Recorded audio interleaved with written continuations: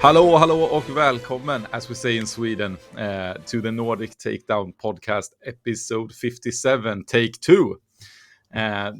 This episode will air a little bit late because we had some technical issues. So if you think that we are rushing something in this episode, fair warning, we have said most of these things twice. So I am here today with Viktor. Hello. Hello. And we have our guest that we are torturing for the second time this week, Magnus from Always Tell Me the Odds. Hello again. Hello again. Welcome again, I guess, to Thank you. Thank the you. podcast. We have some topics today. We are now, it's a week ago since we went to the Malmö qualifier and the Milano sector was played. So the Liverpool and Denver is about to start today, but we're still going to talk about these two events. And we are also going to get to know you, Magnus, a little bit more, and that's where we're going to start, basically. Who are you, and why are you playing Star Wars Unlimited? And Yeah. So my name is Magnus, som sagt, or as we say. You can find me as Dragonfly on the forums as well. I live in the southern part of Sweden, so not close at all to Adam and Victor, actually. We have a kind of quite a healthy meta down south. I've been playing all kinds of board games, miniature games, card games all through my life. So I'm a very experienced gamer in all types of games. I really love. If I can find a really good card game, I guess that's probably my go-to. And in Star Wars Unlimited, I think I found a really nice card game, and it's very fun to be on like ground zero, to be in it from the start. I haven't done that with any other game. Well, I maybe you could say that I played Magic when it's released, but I was so young, so I won't really say that I was in it from the start with Magic. And it was a completely different time back then. You didn't have the internet, so everyone just played fun games with the cards they had, and it was quite fun. But so I've played a lot of games. I love Star Wars Unlimited. I've been hyped for this game since they announced it a year before the release. And now, since December, I think we did release our first episode. Me and Marcus, who I do the Always Tell Me the Odds podcast with. He is a completely new player to TCGs overall, and of course Star Wars Unlimited as well. So we try to get the point of view from the new the beginner of the card games in our podcast. We try to highlight his journey to learn the podcasts or the games. So a bit different. We don't talk that much meta and stuff like that in our podcast, or we try to more talk about how to get into the game and stuff like that. So that's a little about me and our podcast. So check it out if you want. You can find our podcast where you usually find podcasts. Always tell me else. Yeah. nice. And yeah, it's our Swedish co-host podcast, basically. Where it's nice to see that we have two Nordic podcasts and both are coming from Sweden. Good initiative and really nice for our scene here in Sweden. So really, really nice. So why did you start the podcast, basically? So that was Marcus' idea. Actually, he's been doing some streaming on Twitch, streamed video games and stuff on Twitch quite some while, and he's also in his work done some podcasting for his work and such. So it was his idea with just this thing that he's completely new to the card games in general. So he thought he didn't really when he started to listen to other podcasts, he didn't really find that kind of podcast. So he got the idea, why not him and I start a podcast. I've been playing a lot of games, and I'm quite experienced in it, and he's completely new. So it's a good dynamic between us, I think. So I guess that's why. For me, it's a very new thing doing the podcast. I was a bit hesitant in the beginning, but it's really fun to do, at least. So I guess that's why we try to go on. Yeah, and some of you might actually also recognize Magnus' voice, since you were on the Oslo stream, right? Yeah, I helped Victor out Yeah. for a few games there. That was also very fun to do, actually. It was great to have you on then, yeah. You did a great job. Thanks. It was really fun to do, actually. So maybe you do some more of that in the future as well. We'll see. Yeah, hopefully. So, kind of our main topic today is the Malmö SWU Open qualifier. It was a hard name, but that was a event hosted by Spelens Hus, right? Eller Malmö Kortspelsförening in Spelens Hus. Like a collaboration, and also Asmodee did help out with the pricing, so gotta shout them out as well. That was really nice of them to do. Yeah, for sure. There was a big reason why we could pull such a crowd to the event, even though Milano ended up on the same day. Yeah, that was a bit unfortunate, of course. But I know that Marcus, who is the guy who also does the Malmö SWU Open in August. He did last year, and he'll do it this year as well. The Malmö Game Week, he does that with Samir. He didn't know, and I don't think Asmodee Nordics knew the date for Milano when we set our date as well. So it was quite unfortunate, but still we got 37 players. I think that was really good for a small town like Malmö. If you only a couple of 100,000 that live in Malmö, so. Yes, small town in context of Europe. In Sweden, you're still quite big.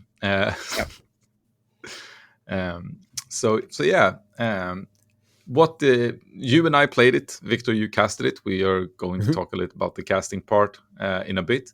But what did you bring, Magnus, and how did it go? Yeah, so I brought my Piet Yellow deck that I've been working on for. I mean, I guess since this set for released, at least. I really like if some of you have listened to my pod. I am usually a Palp player. I really love playing Palp. If you can have a main in this game, I guess Palp is my main. Yeah. You usually go for the Palp Yellow, right? Yeah, and when I play Palp, I really like the yellow version. I mean, who doesn't like playing Change of Hearts? Steal and steal and kill. Defeat your opponents. I guess the opponent doesn't like to play, maybe, but it's fun to play. So I usually say that I'm more of a mid-range / control player. If I can decide, if I can like choose what to play in any certain meta, I would prefer to play like the mid-range more, or maybe like the unit control type. And Palp is really like that. He's a control deck, but he has a lot of units in it. And I guess soft control or late mid-range. Yeah. So I guess like Piet ticks a lot of those boxes as well for me. It's always fun to play big units. You do that with Palp as well, and you do it with Piet with the big capital ships. It's really fun. And of course, you get to play Triple Dark Raid, who we all know is one of the best cards in the game right now, I guess, if you can make it fit in your deck. Even though we're going to Milano later, but Triple Dark Raid had 100% play rate in the top 8. Yeah. Yep. So it's a good card if you can manage to build your deck around it, of course. And I guess it was a good card before set 4, but Yeah. with set Yeah. 4 you got a lot more vehicles, so it's got even easier, of course, to make good decks with Triple Dark Raid. Yeah. And it's super fun to have Piet deployed, and you get 2 extra cheaper capital ships when you play your Triple Dark Raid, so you can play the really big ships really early. So Yeah, resource cheating is like It's strong there's in a this game. there's a reason there is a suspension on boba. That's Yeah. partially because of the resource cheating. So any leaders that can resource cheat, Han 1, for example, Han 2, all have been meta at some point. Yeah, And it's not strange that Piet jumped in right Yeah. away. for sure. If And I you guess if you find a leader that can do it, it's at least worth your time trying it. Yeah. And I was happy to see that one guy with the Piet yellow made it to top 8 in Milan as well. He did Yeah, a lot my better boy, than I did in the Malmö SWU Open. I ended up 3-3 on the day. I had Yeah. a bit of a bad luck, some bad luck, and just some. Yeah, my matchups weren't the best. I started off with 2 losses. I lost to a Boba yellow in the first game. That deck is, if it does what it wants, it really rains indirect damage on you. So it's quite a fast deck, and I guess if Piet has a problem with decks, it's probably the aggro that's the hardest. Yeah, I would even go as far to say that this is the first true burn deck in SWU, Yeah. Boba Yellow. Um, Yeah, and I think Piet struggles a little bit like with just putting units with body in the Mm. early round because they prefer to ramp, which means all this indirect damage is just direct damage to base. Yep. Yep. So But that's in your why I case, think it definitely becomes an aggro deck. Yeah.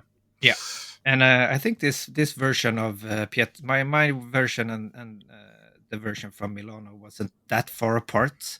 We both tried to do the value thing with droids and the invisible hand, and Yeah, that's a that really good play. actually helps a lot against the aggro decks with that deck.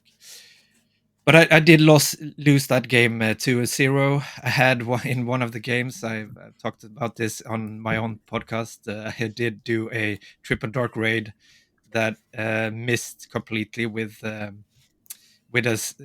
I did count it out, and it was a 0.6% chance that I didn't get a single playable card with my Triple Dark Raid. So quite quite a low chance. 1 in 200 games. I mean, I do play a lot, so of course, It's it You will bound were to due happen. one. happen. It would You will will happen. eventually do one.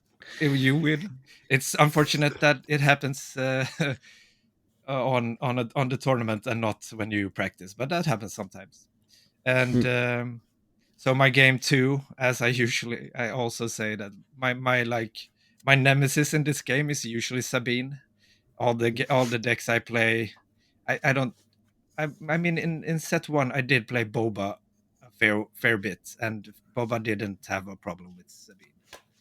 I guess that's like the only deck I've played in this game that liked to see Sabine on the table, especially when I played Boba Yellow in the start. But Palp and Piet doesn't really like to see Sabine that much. But I managed to pair up against the only Sabine player in the tournament in round 2. So I didn't manage to dodge her there. So started the day 0-2. Got a bit tilted. I don't usually get that tilted, but this time I did get a little bit tilted. But usually when I get that, I try to like take a step back and think about what are we really doing? Like, we're mostly a bunch of grown men playing card games that we love in like having fun. And when you start thinking about it like that, you get away from the tilted part and you get back to like just have fun in this tournament and play some nice games, go out and have some beers and a burger after, and just have fun. So I managed to get back to my own self quite fast after. but then I managed to win some games at least. So I ended up 3-3 on the day. So it wasn't that bad of a run in the end. But I did have higher hopes with this deck in this tournament. I didn't meet a single Django player that I think I had quite a good matchup into, and I only faced one Quinlan. That's also quite a fairly good matchup against, I think.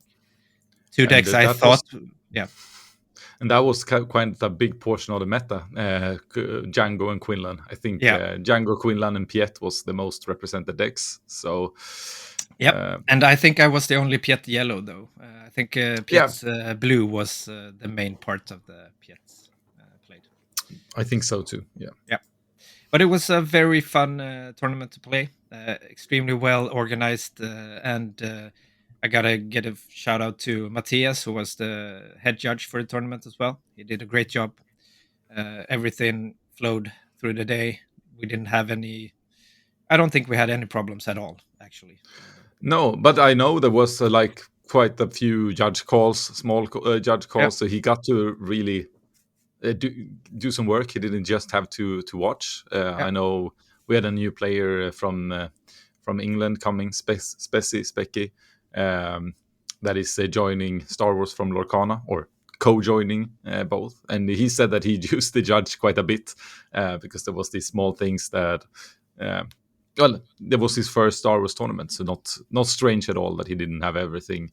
yeah. He figured was out, doing so. he was doing some kind of trying to master SWU in 100 hours or something like that. So Yeah. he just played for, and this was the ending up in this tournament. I think that was like the goal for him. Yeah. So, we actually did get to, or not me, but Marcus from my podcast got to do a small interview with him. So if you want to listen to that, our latest episode, we had a small interview with him and a few other players from the tournament.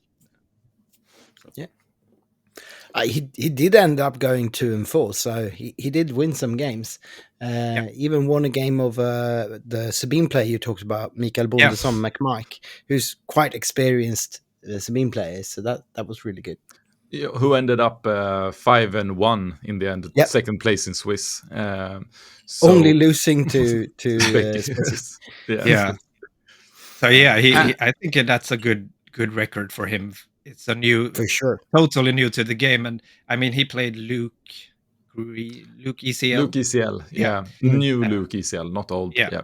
Oh. So he didn't like take the super meta deck either. So yeah. No, he didn't go the easy route. And he also, the other win was also against Jonah from the podcast, actually. And you can watch all his games on stream, because he did actually do we had two streams on this 37 player event. There was two streams, one Speci stream and one Nordic Takedown stream.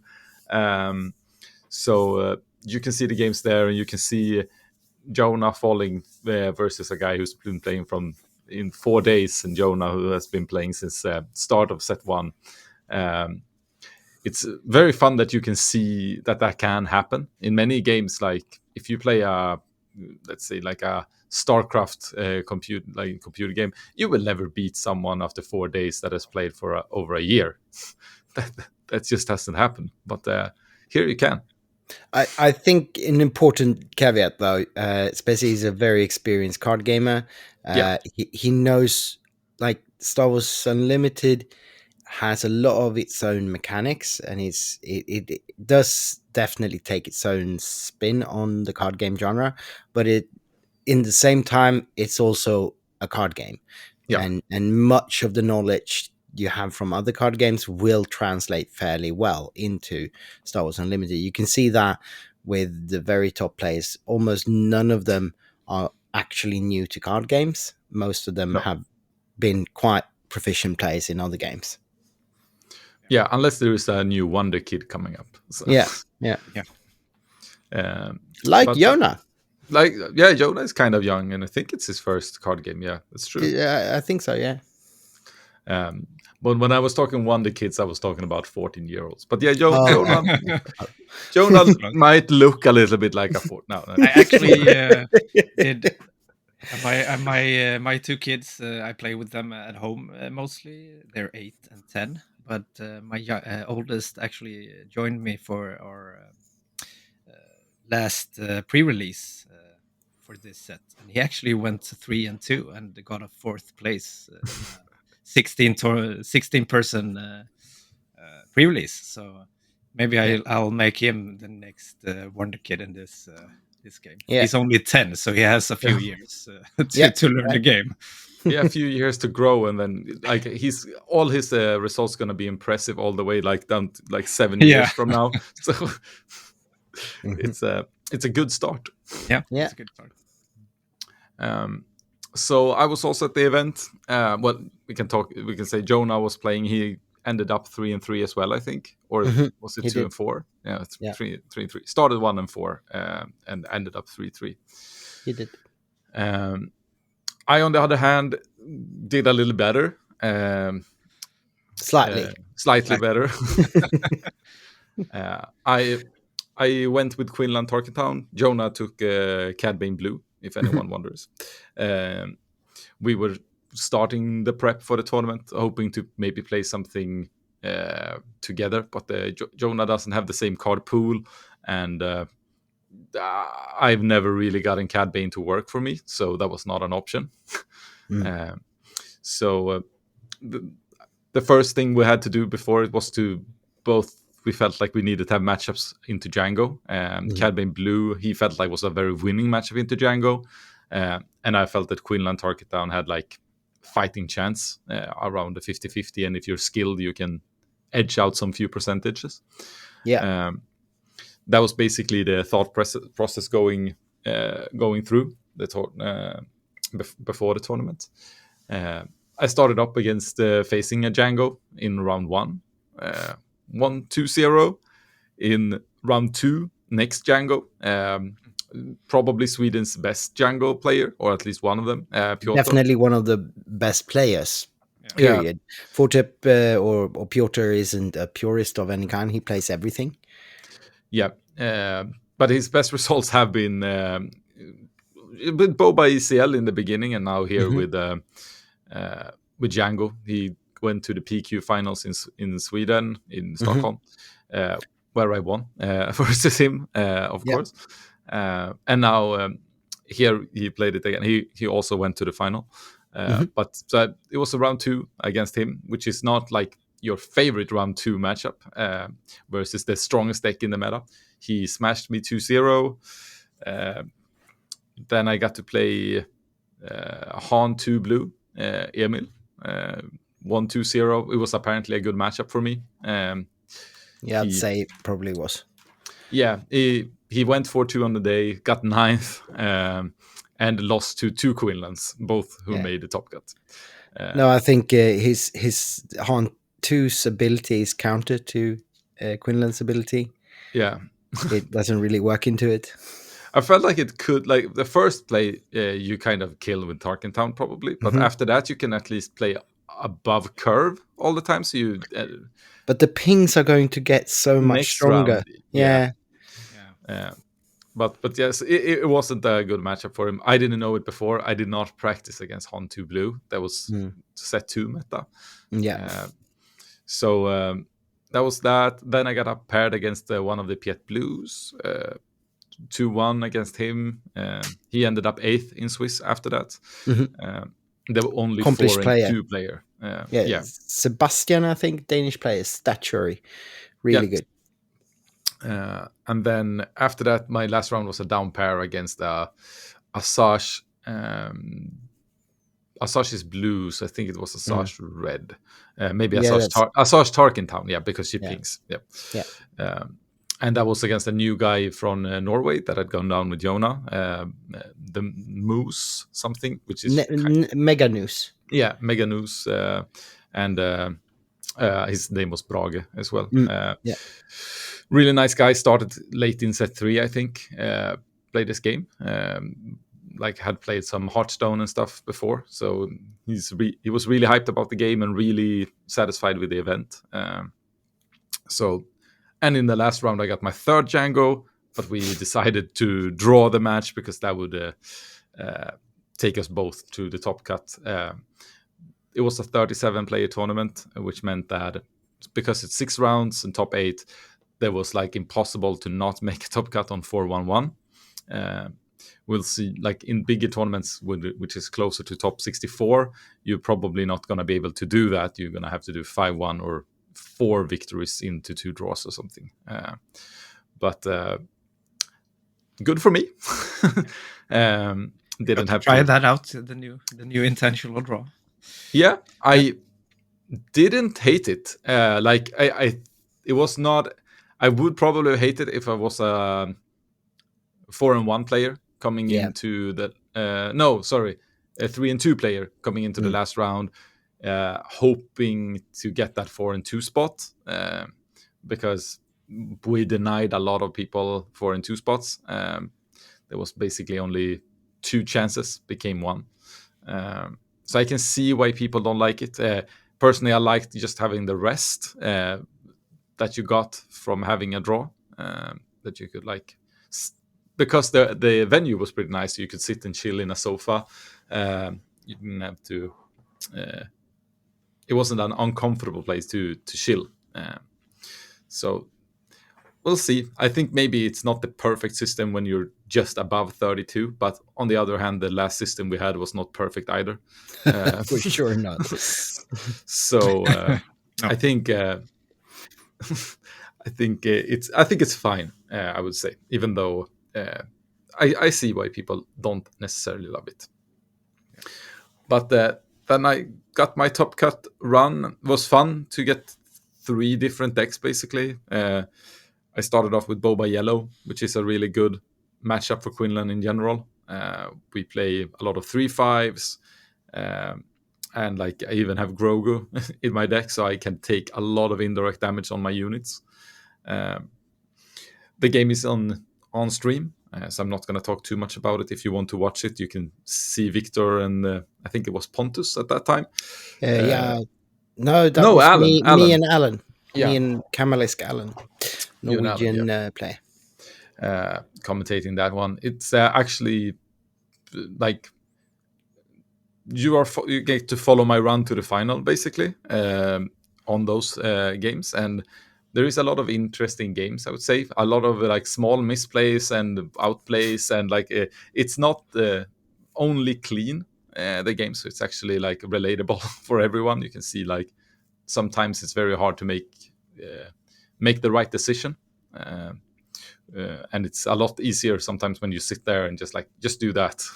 and you can see the thought process basically, and how maybe sometimes you think too long and just forget to attack with an Ezra basically.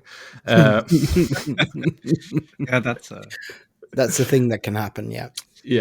But I went 2-1 against Niels, who was 4th in Swiss, and I was 5th.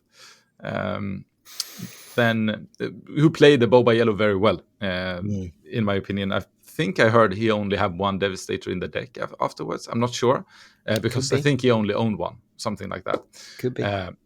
Which made it even rougher that he won on that Devastator triple Dark Raider in game 1. But yeah, and then I faced up Kenneth, Quinlan Tarkentown Mirror in game 2, also 2-1. Huge credit to him, for he went first all the games and I went second. So we had like very different opinions on how to play the Mirror, apparently. Like clearly, and his build was a lot faster than yours. He was kind of trying to rush you. Yeah, he didn't play any of the big 7-drop Han Solo. He played the 5-drop instead.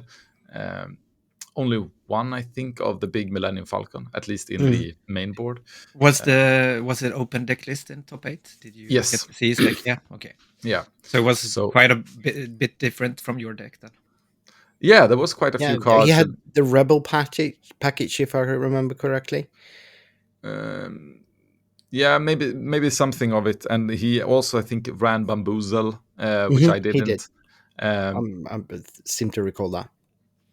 So like there was quite a few differences, even though like the core was quite similar. Like the Kira, the Ahsoka, the Force Throw, Plo Koon. It's like you can see see as like get into the Quinlan round is always you want one unit and just slam out Quinlan to threaten a Blue Coon. That's all it is. Yeah. It doesn't even matter if you have it. The other one just have to feel like, do I dare? Yeah. So, but that is something in this game that's quite unique. And, maybe not unique, but it's really fun that you can make. You can always make small decisions when you build your deck that doesn't necessarily have like a certain this is the 50 best cards to have in the Quinlan Tarkan town. No, You have to play it like this. You can change out quite a few cards actually and make it your own. I think that's from some of the card games I played, that usually ends up in being like, okay, if you play this deck, you should use all these cards. Yeah. Here, I think there is you no have flex cards. no. I think you have quite a lot of flex in this game to make it your Yeah. own, and that's really fun. Even in the tight decks, you still have options. Yeah, I think that definitely, because there is so many, like most of the decks use some niche cards anyway. Like and you can greed the list to a different way, or like like he played. Like I almost lost the game one against him because he had the Han pilot and just slammed it on a Falcon. No, not even a Falcon, an A-wing, and just started to do a lot of damage. Which made it very hard for me. I won that game without using Tarkin down because he gave me no chance to Tarkin down anything. Kudos to him how he played. I think that was a very very fun game. And then I faced Piotr in the final, our third final together since this game released. We played in Lincoln first when that was the biggest tournament, around 25, 26 players. And then the Stockholm PQ, and now here. It's for him, unfortunately, gone the same all 3 games. It's 2-0 me. Poor Piotr. Yep.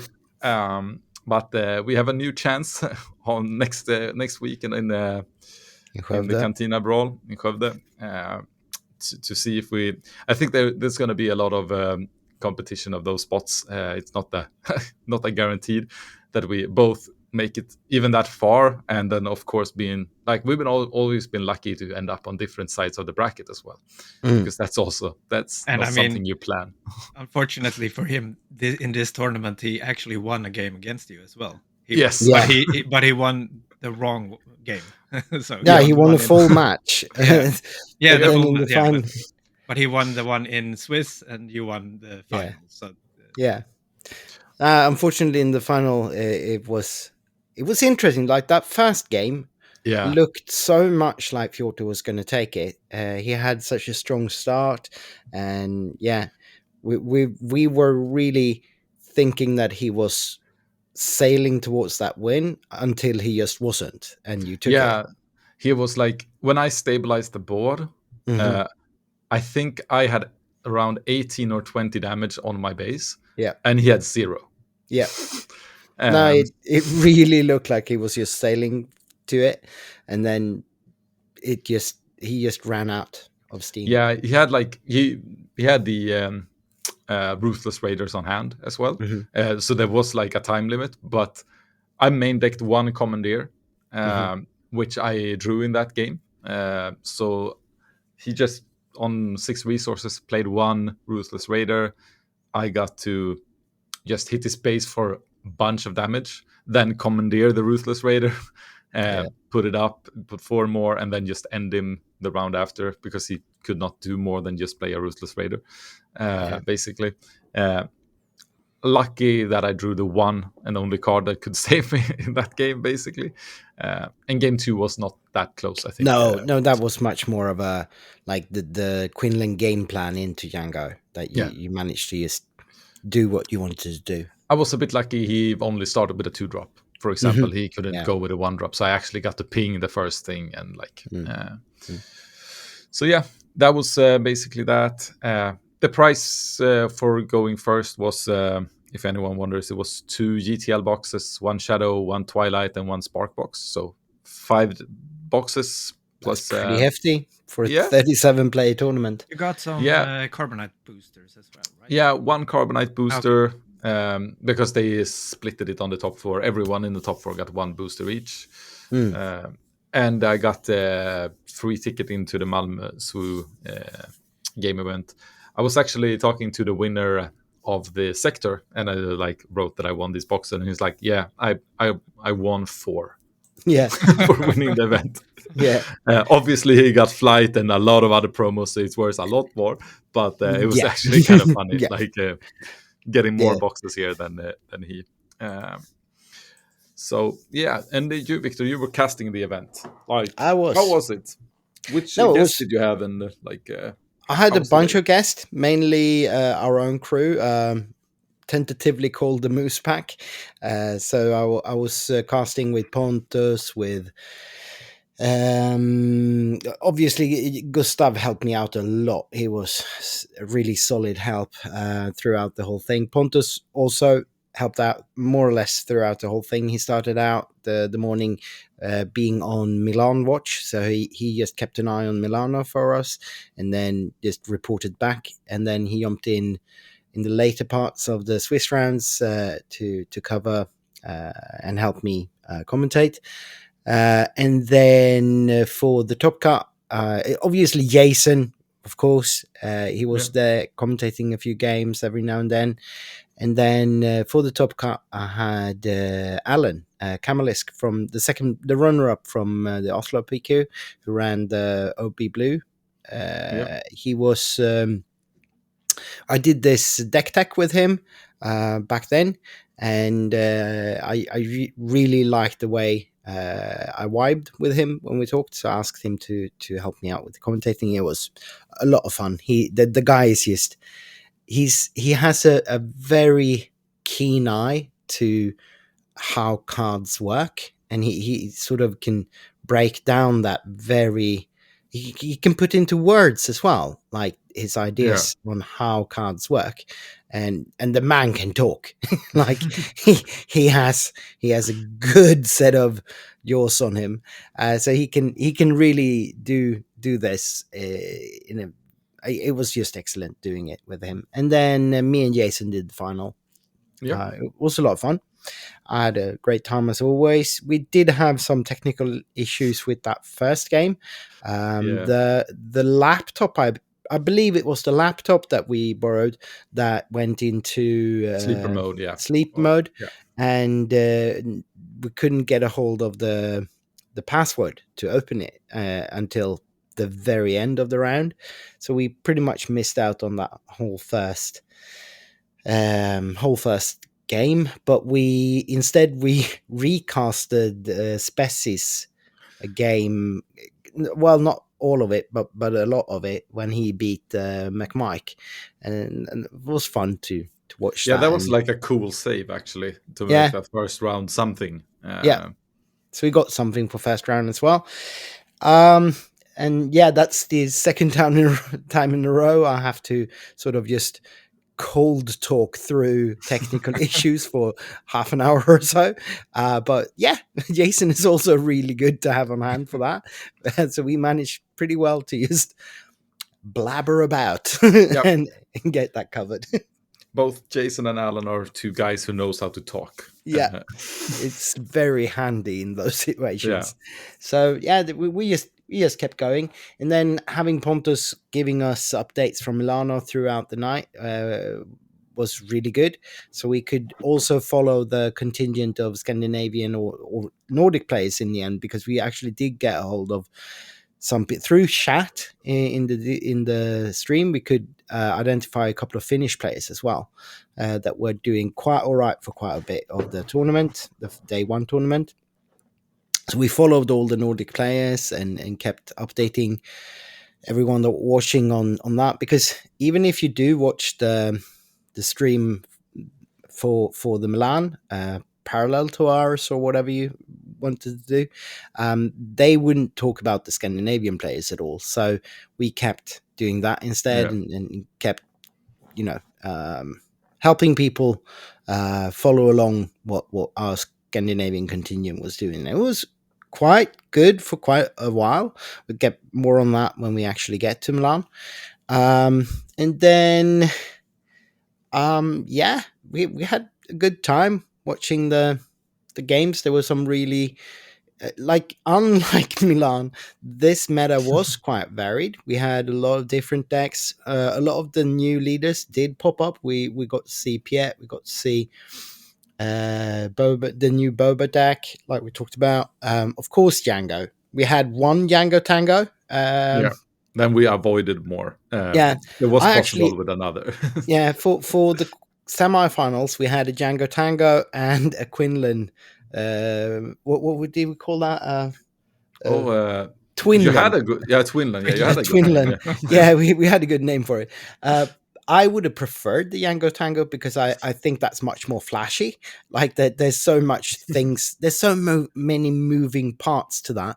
Whereas the Quinlan matchup, it's obviously skill intensive, and with two different Quinlan decks like yours, there's a lot of nuance to it. But I don't think it translates as well into a person that isn't super familiar with the deck. Whereas with the Django, for one, everyone's pretty much familiar with it by now, and also the things that happens are there are huge swings in it. Like you tap down a full board, and you play triple dark raid, and you get a huge thing. And there's so many flashy and impressive things happening throughout the whole thing. Like, it makes for good entertainment in my opinion. And so I don't mind having Django Tangos on. I actually appreciate them to some degree as a caster. I get that players are fed up with it and don't want to play into it, but as a caster, I think they're pretty cool. Yeah, and I think both matchups play out in a similar way. It's cat and mouse, trying to punish the other one's mistakes first. Yeah, just that it is, as you say, in a more flashy way. When it comes to Django, it's more bigger things. You're like, oh, you tip Ripple Dark rated first. Yeah, Haha! I'm yeah, doing yeah. one after you tapping that, and now you have no resources. Meanwhile, Quinlan is like, oh, do you dare flip? Because I might have Exactly. a clue. Exactly. It's more of a make them have it kind of thing with Quinlan, and a bluff game. Like you might represent a thing, and I think that's harder to translate into like I can tell them that he flips in order to threaten the Plukun. Yeah. And if you know that and you've been in that situation, then you might get to that. But with the Django's, it's kind of almost the opposite. Like, you don't want to flip first. There are absolute benefits to flipping first as well as flipping second.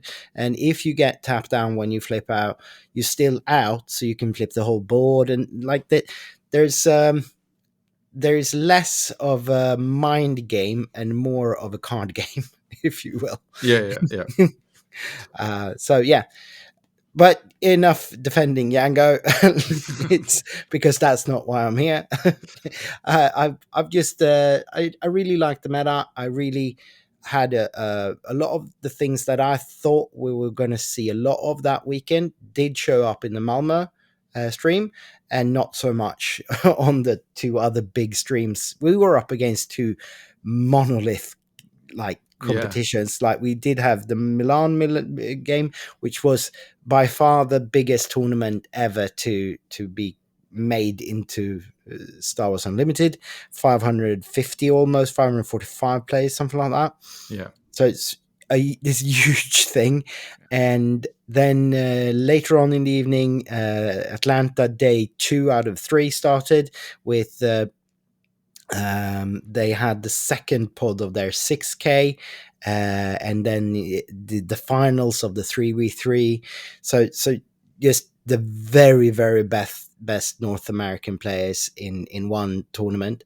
And compared to those two, I think we had a much more varied meta, even though the American tournament had quite a lot more variation than Milan did.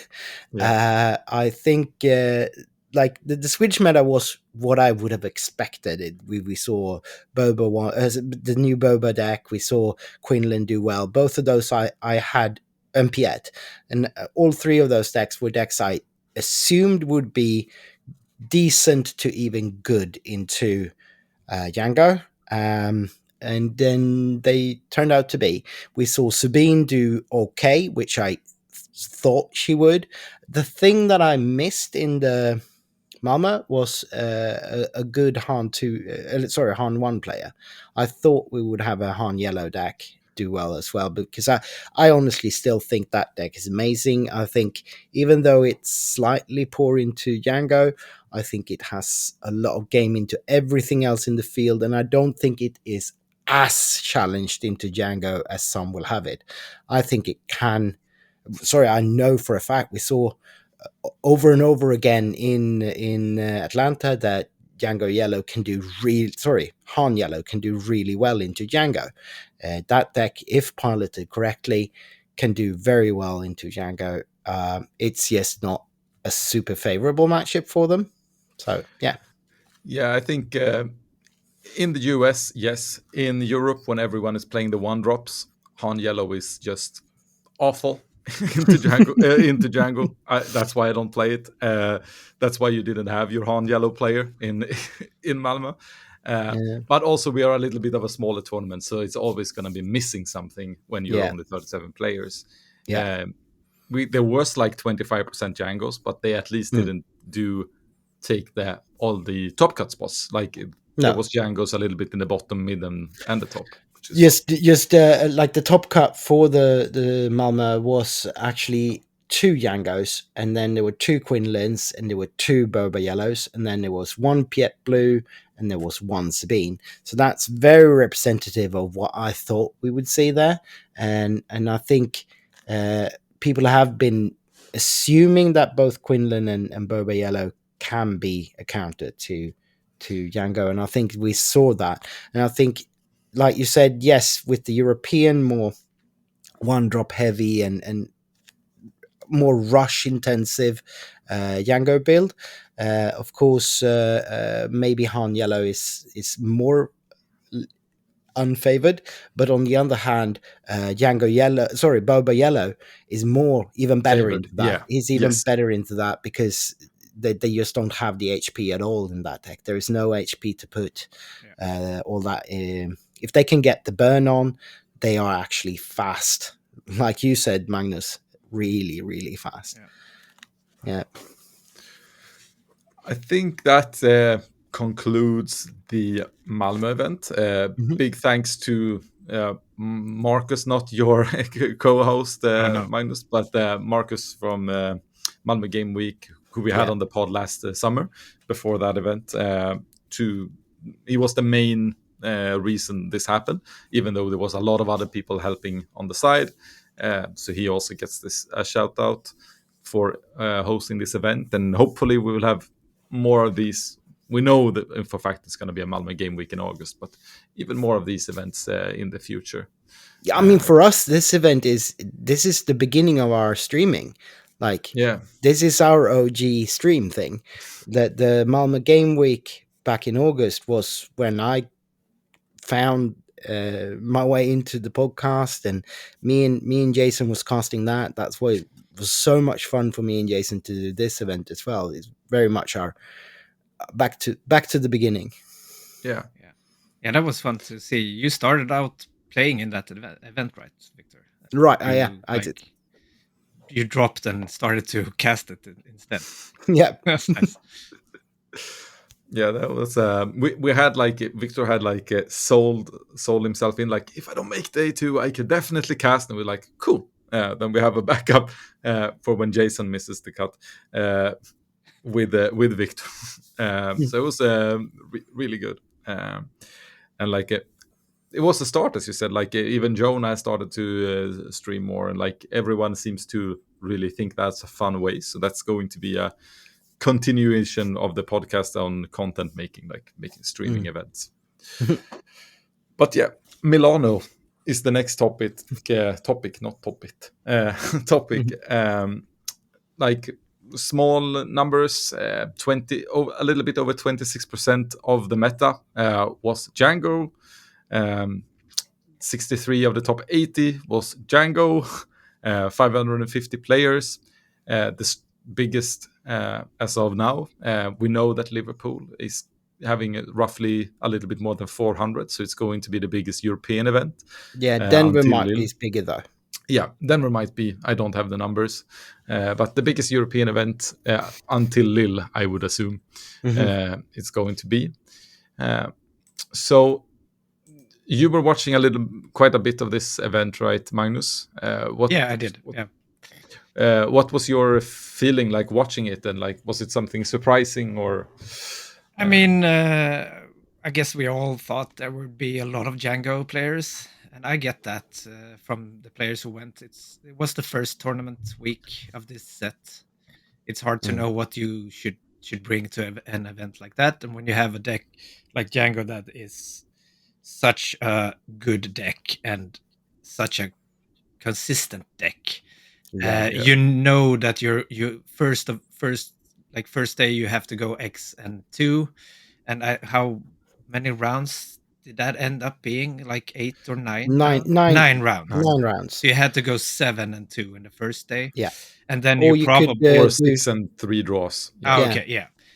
And then like day 2 you only got to lose like one game and one draw to get into the top 8. Yeah. So knowing that before, if you're a competitive player, I really understand why you take Django.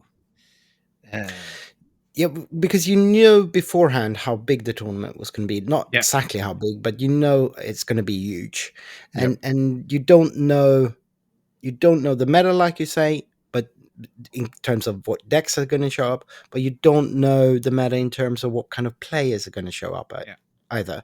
So Django is definitely the safest bet you could make into that.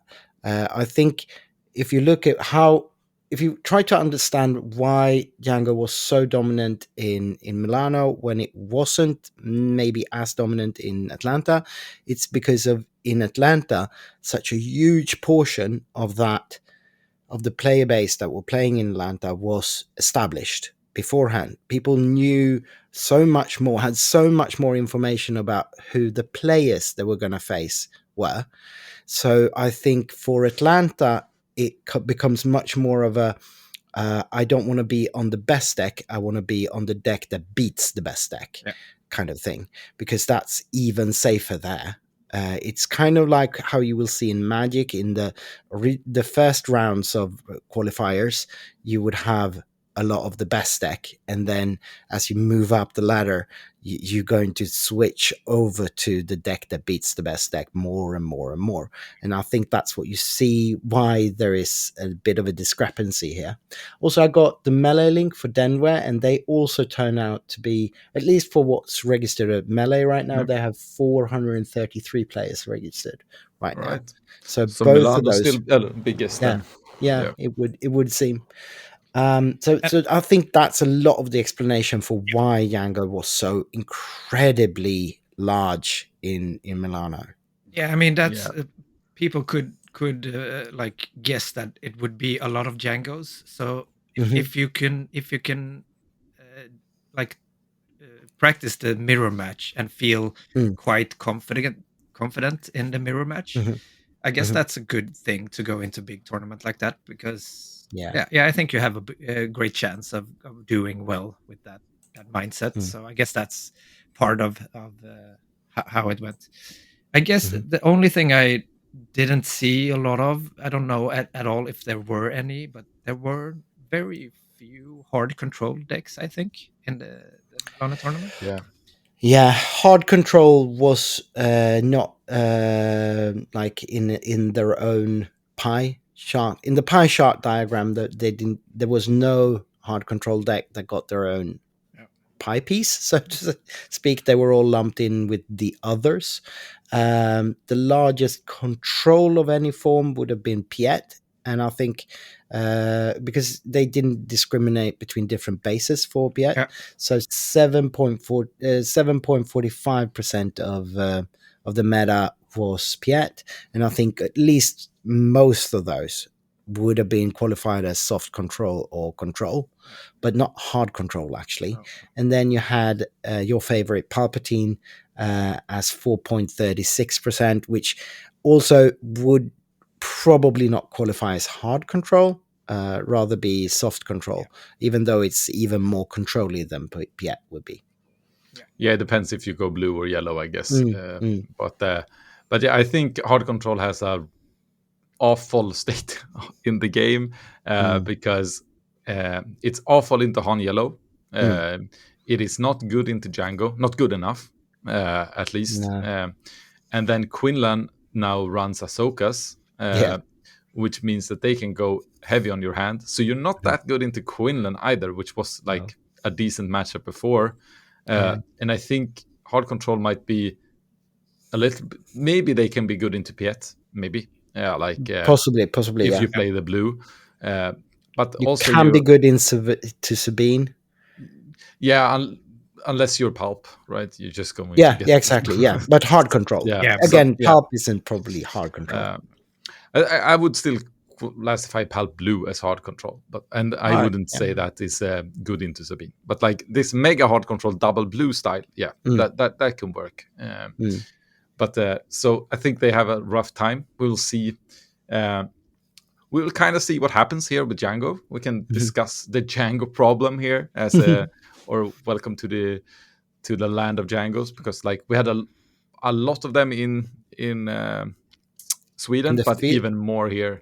The field was 26.36% Django, but the top cut was a lot more. It was 45% Djangos in the top cut. Oh, sorry, in day two. In day two, yeah. Day two. So they like, you can see it also, like it's so good that it's double its presence on day two, and and then into the top cut it's 7 out of 8. I don't know the math, but that's something like 80% more. Yeah.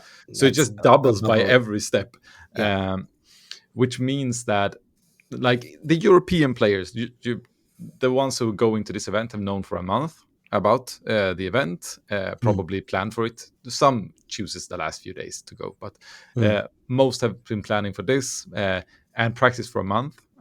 Everyone has known, it's been a common fact that Django Tarkentown is the best. Potentially. Some people would think that maybe Han Yellow still is in the beginning, but that's everyone knew it was a huge deck. Yeah. Everyone knew you had to have an idea for it. So at least the European players have decided that, hey, we cannot beat Django Tarkentown consistently enough, so we just need to be the best Django Tarkentown players. At least the best players have chosen that route here in Europe for this event. We'll see how it's in Liverpool. I don't 100% agree with that assessment, but I think it's definitely part of the equation.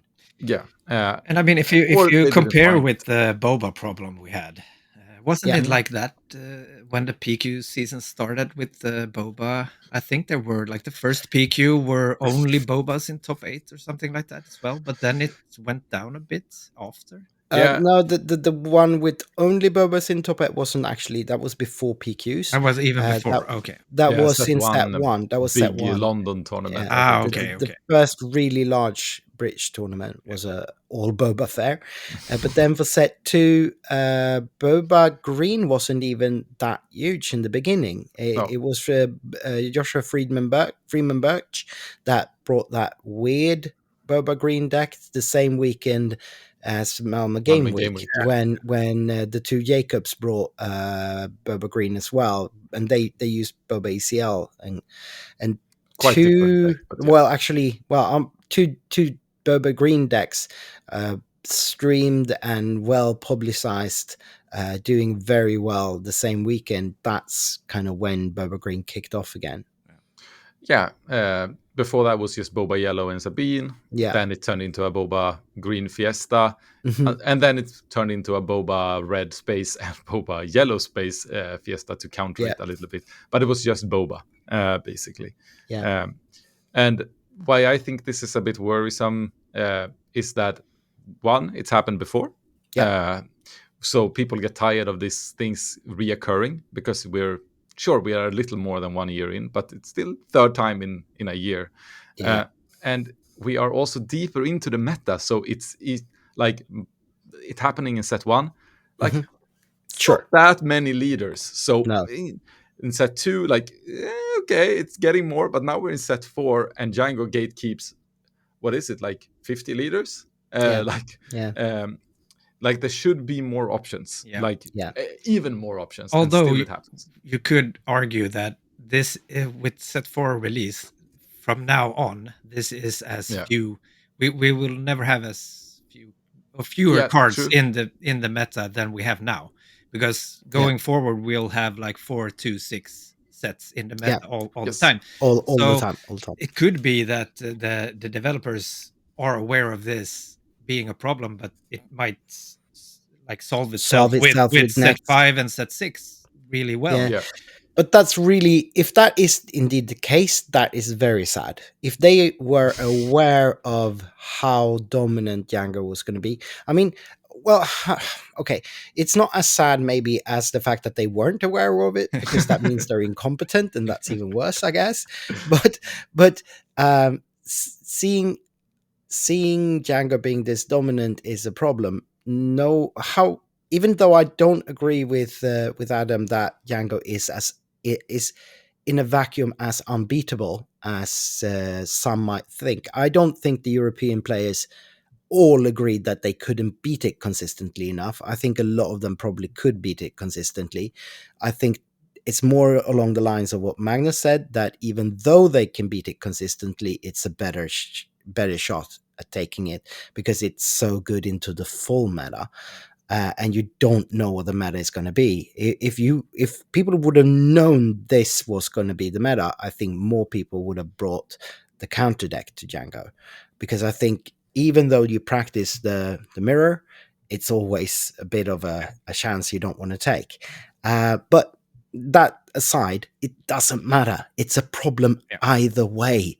It's a Yeah. problem that he is the gatekeeper, that he is the one deck everything else has to relate to. That is a problem, because even though I don't mind it as much, even though I have a much more positive view on it, so many people won't. Yeah. And that's a problem. People need to be generally happy with the meta. It doesn't matter what I think. The important thing is that the general consensus needs to be that it's healthy and it's good. Last set, we had a lot of people complaining about Harm 1, but the general idea was that the meta was healthy. The Yeah. general consensus was that we are in a diverse meta, and that it's fun, that you can see a lot of things. Even though Han Yellow was really, really strong and could do some NPE stuff, people were happy. That's a good thing. Yeah. Yeah. Here, I'm on yours. it Yeah. might, even if it would turn out, and I don't think that for a second, but even if it would turn out that Django is weaker than Han 1, it doesn't matter, because people don't like it. The perception is that it is a problem. And I think as casters and as content creators, we have some responsibility here, not to make clickbait, not to aggravate things beyond where they are, to doom prophesize things.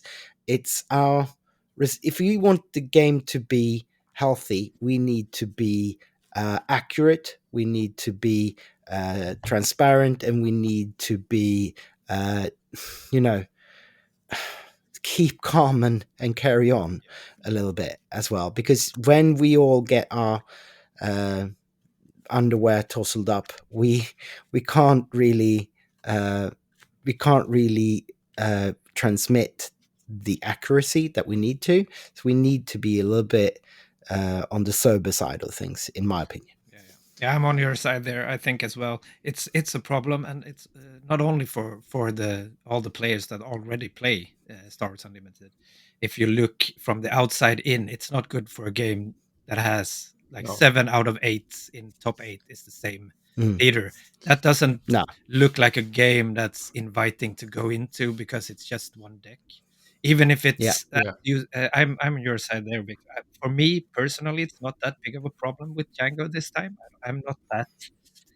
I think there are ways to beat him and it could play out, but for a whole, for the all of the players that play, and for the outside looking in, it's not a good way to have the game. So my opinion is that they should suspend Django just because of all of those reasons, and maybe, Maybe not Django even. They or could maybe, yeah, suspend other things, they could but do they something. need to do They something. need to They do need to something, do yeah. something. And Yeah. if they know that, or no, but if they think that it will sorting itself out with the next set, then they can just suspend those cards when the next set Yeah. drops. I think they should, Certainly. fast as possible, do something with the meta so we don't have this for a long period of time, I think. Yeah, no. Yeah, because it's so early also. So Yeah. Yeah. there is a competitive update stuff on 9th of April from the FFG. Mhm. So we'll see. They will probably address it. I hope so. They will address it, I think, but it will also they will take a lot of account to see what happened in Denver and Liverpool. I'm sure of it. So we'll see what they say. What do you wish they do? Like the two of you, what would you preferred measure be? I mean, for me, it's really hard to say. I'm not a developer. I'm just a player. It's really hard to say, like, oh, you should take these cards out of the meta because then this and this will happen, because we don't really know what will happen when we remove certain cards. And so Yeah. I'm glad I'm not doing. I don't have the job to decide what to do with the. I just want them to do something so we get another meta. Yeah, I think there is two options in my opinion. I think it's either suspend Django straight off, or you suspend Triple Dark Raid. Yeah. Because some people are talking about the War Juggernaut. I'm not sure that's enough, Yeah, right? no, me neither. And I'm not sure Triple Dark Raid might be enough. Like it's probably is. I think it's probably is. But like if you want to make sure the problem goes away, it depends on how strong it becomes here in Liverpool, Denver. Like if it's not strong, like there is a way, then you might just take the War Juggernaut to notch it down. But if you need it to like really get down, I think they have to do like the Boba thing.